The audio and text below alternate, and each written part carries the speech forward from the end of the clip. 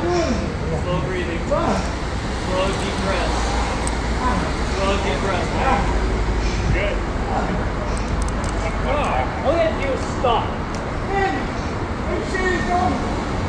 Yeah. Here, man, take this picture back, please.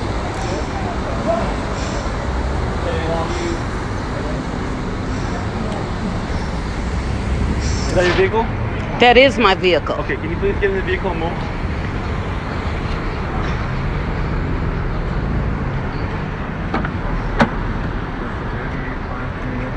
What was happening was not okay.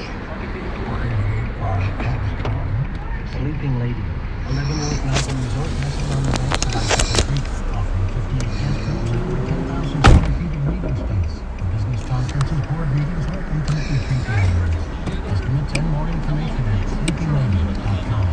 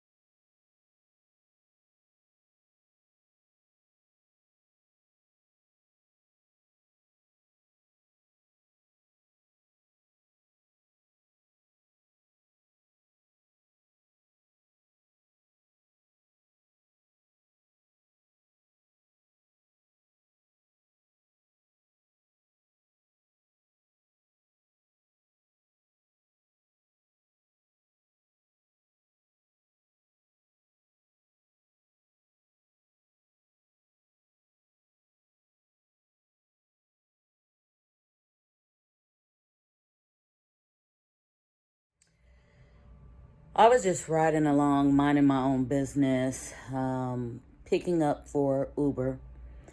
I was by Bellevue Square, right across the street by the comedy club. I'm not exactly sure what that mall is called, but I'll tag it to this video. It was very traumatizing. First, before I say traumatizing, first I saw some guys that I thought was fighting in the street. And I thought I would go around, but I got an idea to get a little bit closer just to see what was going on. And that's when I could see uniforms that wasn't police, and I could see a black man. And that's when I became traumatized. At first, I thought it was just something to see as I rode by and kept going. But when I realized, here's a man being pulled down, he's already on the ground, not pulled down to the ground. By the time I got to them, they were already on the ground and tussling over, I don't know if he stole something, but I noticed that he got sprayed with mace in the face. Two guys were wrestling him down. I think it was a third one there also calling for help. There was a black man standing there making a video about it, and I turned on my video camera from my car. What was traumatizing about it to me was when he started to say, "I can't breathe," and I could hear that from my car. Then I rolled down my window, and he was clearly saying, "I can't breathe." And they weren't lightening up at all. He's already been sprayed in the face with mace. They're basically choking him down to keep him on the ground. And it's like, what is all this choking being done for? What is all of that about? When you already have someone on the ground, you've already sprayed them with mace. Now where the fuck is this shit going? And all I could see was the man in New York, Mr. Garner, that is no longer with us. And I thought, this cannot turn out like that. So I got out of my car and I walked over to them. And that's when they started to actually pay me some attention, that I was a standby person just approaching them. And I really don't know where this was going to go if they didn't stop choking him.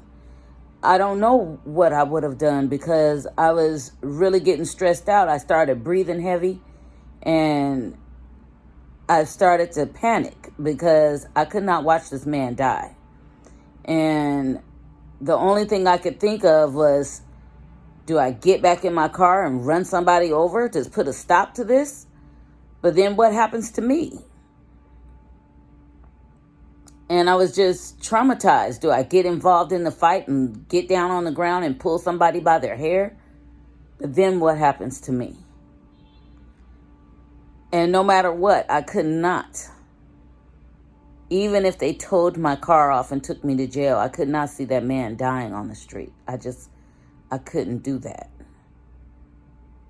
And when I came back and he was actually sitting there, arrested, in cuffs, but at least he's alive. I think if it wasn't for the other black man that was standing on the sidewalk and myself, they would have got away with murder. And these are the guards that work for Bell Square Mall and the mall across the street, which I have to research and tag it to this video. But this kind of stuff cannot continue to happen. I have a male child son. He's not a child anymore. He's a man. And I have a brother. And I have cousins. And I should say I have brothers. But the brother I grew up with here in Seattle is vulnerable. And I just could not see him getting choked down to the ground and no one stopped to help. No one stopped to say anything. No one stopped to ask them to stop.